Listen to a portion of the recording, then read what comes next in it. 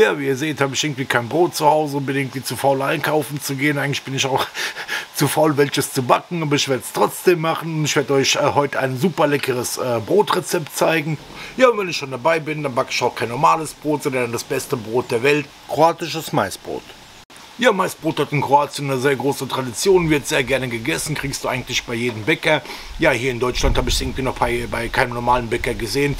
Für mich total unverständlich, sowas von lecker, total sättigend. Ja, außerdem auch viel gesünder als dieses normale Weißbrot. Ja, Maisbrot esse ich total gerne und ich habe auch wirklich viele Rezepte ausprobiert. Das Rezept, was ich euch heute zeige, das kann ich euch wirklich empfehlen. Meiner Meinung nach ist es wirklich das Allerbeste.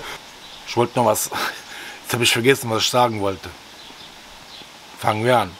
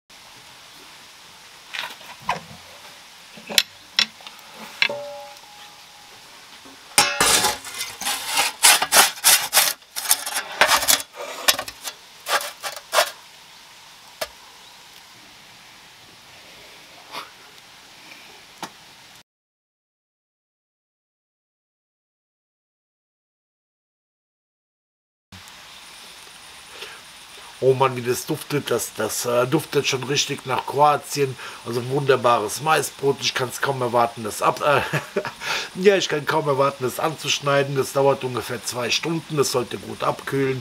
Ja, das esse ich total gerne, Maisbrot. Also wenn du mich fragen würdest, welche 3 Dinge würdest du auf eine Insel, auf eine einsame Insel mitnehmen? Ich würde ich würde 3 Maisbrote, ich würde 3 Maisbrote nehmen und ja, so welche und ja, probiert das Rezept mal aus. Es ist wirklich total toll und ja, beste Maisbrot. Ja, das beste Maisbrotrezept, was ich kenne. Ja, und mal ganz nebenbei, die Dame, die das Rezept erfunden hat, also quasi von der ich das Rezept habe, die hat damit einen Wettbewerb gewonnen in Kroatien, so einen Backwettbewerb mit diesem Maisbrot. Okay, ihr sah noch ein bisschen schöner aus wie meins und ja, ich bin halt kein Backweltmeister, aber wie gesagt, für den Hausgebrauch reicht's. Und ja, ich hoffe, das Video hat euch gefallen. Wenn ja, gebt mir einen Daumen hoch. Ja, über ein Abo würde ich mich natürlich auch freuen. Und ansonsten sehen wir uns das nächste Mal, Leute. Macht's gut. Euer Matti.